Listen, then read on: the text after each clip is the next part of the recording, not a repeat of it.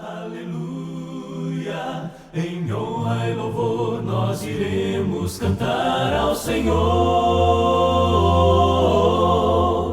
Em honra e louvor adoremos na santa presença do Deus Criador. Ergamos a voz, celebremos um cântico novo ao Senhor. Olá, meu nome é Walter Takara e faço parte do Ebenezer. Estamos estudando a Igreja Bíblica e a lição de hoje, a 11ª lição, vai falar sobre o credo da igreja. Essa palavra pode soar estranha até. O que seria credo da igreja? Bem, a palavra credo vem do grego e sua definição é a seguinte: uma lista impositiva de doutrina religiosa, qualquer confissão de fé religiosa, um resumo de princípios ou opiniões adotados e seguidos por um grupo de pessoas. Quando se pensa em credo, vem-nos à mente quase automaticamente o credo dos apóstolos ou o credo oração oficial católica do Concílio de Nicéia. Entretanto, nenhum desses credos se encontra na Bíblia. Foram simplesmente inventados pelos homens. E além do mais, há milhares de outros credos em cada religião, pois elas têm seus próprios manuais, disciplinas, confissões de fé e listas de regulamentos, acrescentados à palavra de Deus e usados principalmente para distinguir uma seita das outras. Qualquer credo religioso que contenha informações adicionais à Bíblia conterá doutrinas e mandamento fora do esquema de Deus. Mas, por outro lado, um credo que contenha menos do que a Bíblia diz estará necessariamente incompleto em suas doutrinas. Entretanto, um credo humano contendo apenas o que existe na Bíblia será inteiramente inútil, pois para isso já temos a Bíblia, nosso guia infalível. Deus nos adverte que não temos o direito de aumentar qualquer palavra às Escrituras Sagradas, nem subtrair ou substituir uma só palavra. Isso está escrito em Gálatas, Apocalipse, e para a sua confirmação deste princípio bíblico, vamos ler Apocalipse 22, do versículo 18 e 19. Declara a todos os que ouvem as palavras da profecia deste livro: se alguém lhe acrescentar algo, Deus lhe acrescentará as pragas descritas neste livro. Se alguém tirar alguma palavra deste livro de profecia, Deus tirará dele a sua parte na árvore da vida e na cidade santa que são descritas neste livro. Muito sério, né, amados? A palavra de Deus, ela é muito séria. As Escrituras são completas e incontestavelmente perfeitas. Portanto, temos a obrigação de falar e ensinar apenas conforme seus ensinamentos. Vamos ver em 1 Pedro, capítulo 4, versículo 11. Diz assim: se alguém fala, faça-o como quem transmite a palavra de Deus. Se alguém serve, faça-o com a força que Deus provê, de forma que em todas as coisas Deus seja glorificado mediante Jesus Cristo, a quem seja a glória e o poder para todos sempre. Amém. Por isso, não há necessidade de outros credos, leis religiosas ou guias oficiais para definir e manipular a fé dos homens. A razão pela qual o mundo religioso está tão dividido nos dias atuais é o fato de se aceitar as doutrinas feitas pelos homens, ao invés de apenas a palavra de Deus. Argumenta-se que cada denominação precisa dos seus próprios regulamentos para distingui-las das outras e para estabelecer o seu credo. Esta é uma confissão em si de que a Bíblia foi relegada a um segundo plano, ou considerada insuficiente em seus ensinamentos. Que tragédia! Imagina, existem pessoas que têm a pretensão de modificar a própria palavra de Deus, a ela acrescentando outras doutrinas. Por causa de toda esta confusão na religião, nosso apelo é que todos deixem os seus credos e doutrinas particulares, voltando somente à Bíblia, que é a palavra de Deus em sua perfeição. E isso nos basta. Ela não nos dividirá, mas, pelo contrário, unir-nos-á em Cristo. Os homens precisam de um credo. Entretanto, apoiamos a ideia de que os homens precisam de um credo espiritual para suas vidas. Mas onde se encontra este credo? Na Bíblia, é lógico. Não devemos ter nenhum Salvador além de Jesus e nenhum credo além da Bíblia. Tudo que temos para nos informar oficialmente sobre a doutrina divina é a Bíblia. Nosso apelo urgente é que todo o mundo a estude, minuciosa e continuamente, sabendo que ela é suficiente. Examinais as Escrituras, porque julgais ter nelas a vida eterna. E são elas mesmo que testificam de mim. Segundo João, capítulo 5, versículo 39. Diz também: procura apresentar-te a Deus aprovado, como obreiro que não tem de se envergonhar, que maneja bem a palavra da verdade.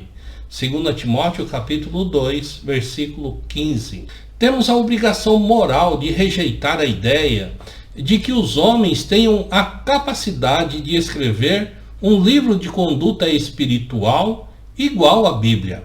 Deus não concede aos homens o direito, nem mesmo a inspiração para escrever um credo ou livro oficial sobre a religião. É a palavra de Deus e apenas ela que pode nos guiar para a salvação. E pela palavra de Deus seremos julgados naquele último dia. Diz assim a palavra de Deus: quem me rejeita e não recebe as minhas palavras, tem quem a julgue. A própria palavra que tenho proferido, essa o julgará no último dia. João 12, versículo 48. A Bíblia, nosso credo espiritual. Por esta e muitas outras razões, temos que aceitar a Bíblia como nosso único guia espiritual. Precisamos ir à Bíblia para aprender a verdade espiritual e moral, pois ela é a verdade, conforme diz em João 17, versículo 17. Santifica-os na verdade. A tua palavra é a verdade. E João 8,32 também diz: e conhecerão a verdade, e a verdade vos libertará. Não podemos achar ou constatar a verdade se não a procurarmos em seu manancial, as Escrituras. Portanto, para crer na verdade é essencial estudá-la, aprendê-la, conforme Romanos capítulo 10, versículo 17. Consequentemente, a fé vem por ouvir a mensagem, e a mensagem é ouvida mediante a palavra de Cristo. Não é de admirar que tantas pessoas no mundo se enganem sobre a realidade da vida espiritual. Nem surpreende o fato de haver tanta divisão, confusão e ignorância nas igrejas. A humanidade pede aos homens explicações e ajuda espiritual, em vez de ir ao Senhor na sua palavra. Seguimos mais os ensinamentos humanos do que os de Deus. Portanto, precisamos voltar à Bíblia para sermos salvos e aceitos por Deus. Procure a Bíblia, estudante amigo, para aprender a verdade sobre a salvação, a doutrina cristã e a igreja bíblica. Entre tantas doutrinas e igrejas falsificadas, qual será a verdadeira? 1 João 4,1 diz assim: Amados, não creiam em qualquer espírito, mas examinem os espíritos para ver se eles procedem de Deus, porque muitos falsos profetas têm saído pelo mundo. Acautelem-se. Deveríamos pesquisar todas separadamente para chegar à verdade? Ora, isto levaria anos e não é absolutamente necessário, pois basta ler a Bíblia e nela aprender a verdade. Então não precisa estudar as falsas, basta estudar a verdadeira. Depois de compreender os ensinamentos de Jesus sobre a doutrina e a igreja, será bem mais fácil encontrar a certa. No Novo Testamento da Bíblia, há um credo completo e perfeito, legado por Deus. Nele, Deus nomeou Cristo, a única autoridade sobre a igreja. Então Jesus aproximou-se deles e disse: Foi-me dado toda a autoridade no céu e na terra. Por que então submeter-se a qualquer outro dogma, credo teológico, autoridade ou documento oficial da fé? O credo bíblico. Este é, de forma simplificada, o credo que se encontra no Novo Testamento. A confissão de fé baseia-se inteiramente no fato de ser Jesus Cristo o divino Filho de Deus.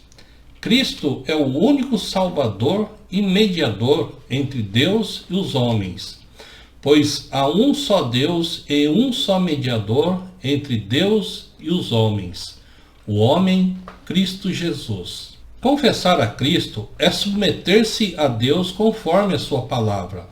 Esta é a confissão feita pelo apóstolo Pedro. Simão Pedro respondeu: Tu és o Cristo, o Filho do Deus vivo. Respondeu Jesus: Feliz é você, Simão, filho de Jonas, porque isto não lhe foi revelado por carne ou sangue, mas por meu Pai que está nos céus. Eu lhe digo que você é Pedro, e sobre esta pedra, ou seja, sobre Jesus mesmo, edificarei a minha igreja, e as portas do Hades não poderão vencê-la. E eu lhe darei as chaves do reino dos céus, e o que você ligar na terra terá sido ligado nos céus, e o que você desligar na terra terá sido desligada nos céus. É a mesma que você vê, e a confissão de fé que Jesus é o único mediador entre Deus e os homens é a mesma que se vê no batismo e na transfiguração de Jesus. É a confissão que custou a Jesus a sua própria vida, que ele é o mediador. É a mesma confissão de fé do ministro etíope. Disse Felipe: Você pode se crer de todo o coração. O eunuco respondeu: Creio que Jesus Cristo é o Filho de Deus, sendo esta a confissão de todos os cristãos. Além da necessidade de confessarmos a Cristo, a Bíblia mostra o único plano de salvação para as nossas vidas. Segundo os homens, há muitas maneiras de ser salvo. Apenas com fé em Cristo, ou fé e confissão. Às vezes, fé, confissão e aspersão de água. Outras vezes, batismo pelo Espírito Santo, ou ainda uma experiência de salvação, batismo por aspersão em um bebê e etc. Mas, quando voltamos à Bíblia, vemos claramente que, para ser salva, uma pessoa tem que conhecer a verdade, nela crer, arrepender-se dos seus pecados, confessar a Cristo e ser batizado em água para a remissão de seus pecados. Pedro respondeu: arrependam-se e cada um de vocês sejam batizados em nome de Jesus Cristo para perdão dos seus pecados e receberão o dom do Espírito Santo, a presença interior. Não importa o que dizem os homens, é o Senhor que nos salva. E por isso temos que ouvir e obedecer a sua palavra. O Novo Testamento é a única autoridade incontestável existente em nossos dias, pois é a palavra documentada de Jesus e dos seus apóstolos. Jesus realizou, na presença de seus discípulos, muitos outros sinais miraculosos que não estão registrados neste livro. Mas esses foram escritos para que vocês creiam que Jesus é o Cristo, o Filho de Deus, e, crendo, tenham vida em seu nome. Somos guiados por seus ensinamentos e governados por suas leis. Obedecemos aos seus decretos e somos julgados por suas palavras. Segundo João, capítulo 12, versículo 48. Há um juiz para quem me rejeita e não aceita as minhas palavras. A própria palavra que proferi os condenará no último dia. Seus mandamentos são corretos, seu caminho infalíveis e suas decisões eternas. Aquilo que ele faz e diz é verdadeiro e aquilo que ele ordena é imperativo. Mas e o Velho Testamento? Como que fica? O Velho Testamento tem um lugar essencial na revelação do plano de Deus. Ele preparou Israel e o mundo inteiro para a primeira vinda de Cristo e seu reino eterno. Além disso, há no Antigo Testamento. Vamos ver. A oportunidade de conferirmos a validade e as realizações das profecias no próprio Velho Testamento e posteriormente nos tempos de Jesus, demonstrando a inspiração da palavra de Deus.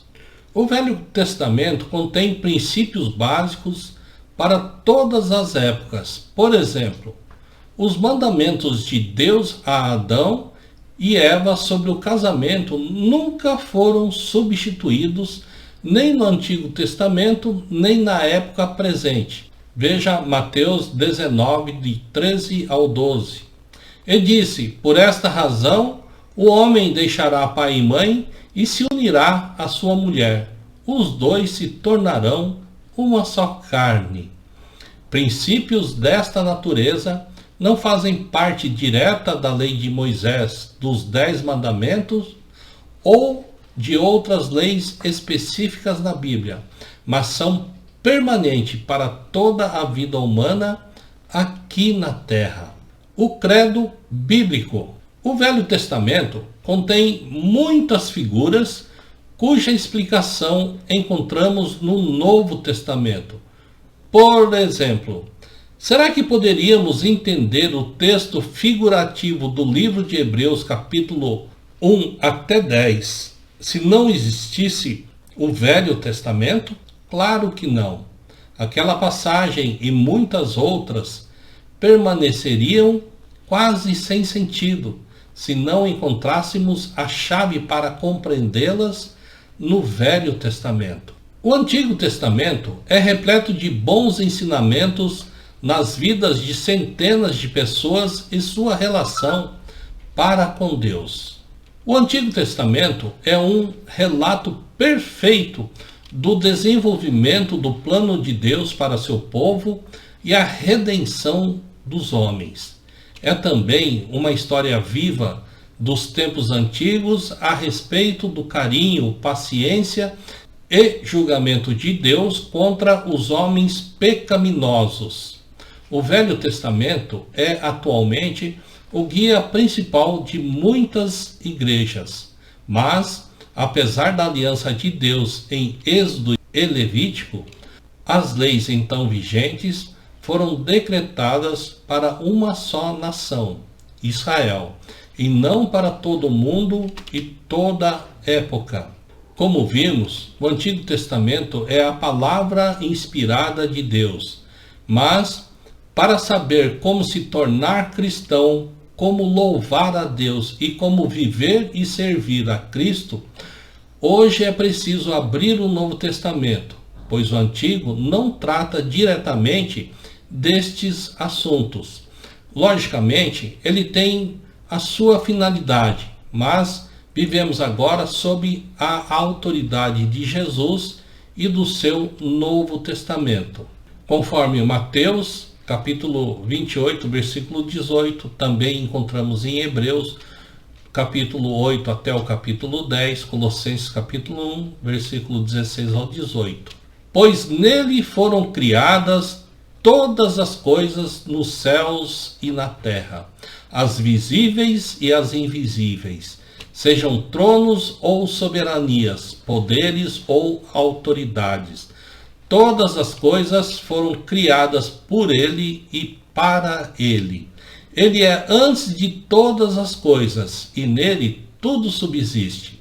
Ele é a cabeça do corpo, que é a igreja. É o princípio e o primogênito dentre os mortos, para que em tudo tenha a supremacia. O Novo Testamento nos fornece tudo que pertence à salvação, à igreja, ao louvor e ao trabalho cristão. Os homens afirmam que há muitas maneiras de louvar a Deus. O Novo Testamento nos ensina que há apenas uma maneira, e esta vem descrita detalhadamente em suas páginas. Veja, por exemplo, João 4:24. Deus é espírito, e é necessário que os seus adoradores o adorem em espírito e em verdade. Não apenas nestes pontos, mas em todos os outros, vamos à Bíblia para aprendermos a verdade. Muitos dão a impressão que a Bíblia não pode ser entendida, ou pelo menos não corretamente, sem uma interpretação oficial. Mas isto é verdade. Para sermos salvos, precisamos voltar à palavra de Deus, nela crer fielmente, permitindo que ela seja nosso único guia na religião. Jesus Cristo, nosso único credo. Qual é nosso credo? Jesus Cristo, sua palavra e basta. Ele é o Filho de Deus e sua palavra é suprema. Por isso, o aceite com todo o seu coração, seguindo os seus ensinamentos. Os credos dos homens não podem nos salvar. O próprio Jesus disse sobre o manancial da salvação: Eu sou o caminho, eu sou a verdade, eu sou a vida. Ninguém vem ao Pai senão por mim. João 14, versículo 6. Meus amados irmãos, espero ter colaborado com cada um de vocês para incentivá-los a permanecerem firmes na graça do Senhor Jesus. Somente Ele é o caminho, a verdade e a vida que nos leva ao Papai do Céu. Vamos ficar firmes com Jesus. Não vamos olhar nem para a direita e nem para a esquerda. Amém?